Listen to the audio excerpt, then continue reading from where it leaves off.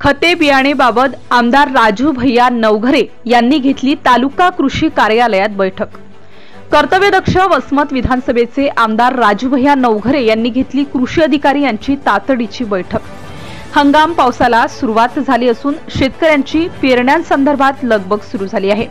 ऐन हंगामात शेतकऱ्यांच्या खते आणि बी बियाणे संदर्भात आमदार राजू नवघरे यांच्याकडे शेतकऱ्यांनी तक्रारी केल्या होत्या, परंतु लोकसभेची आचारसंहिता असल्यामुळे खरीप हंगाम बैठक घेण्यास विलंब झाला। त्यामुळे सोमवारी खरीप हंगाम 2024 ची आढावा बैठक वसमत तालुका कृषी अधिकारी कार्यालयात घेण्यात आली।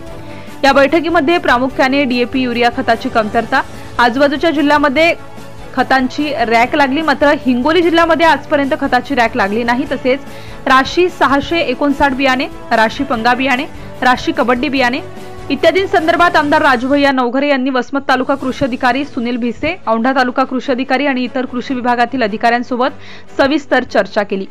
डीएपी युरिया आणि इतर खते व तसेच बियाण्यांची कमतरता जाणवू नये यासाठी अधिकाऱ्यांनी सुद्धा युद्धस्तरावर काम करावे अशा महत्त्वपूर्ण आमदार राजू भैया नवघरे यांनी सूचना दिल्या।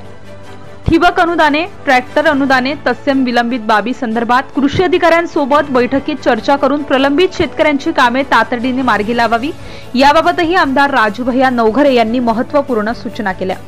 प्रतिनिधी अनिता चव्हाण, वसमत।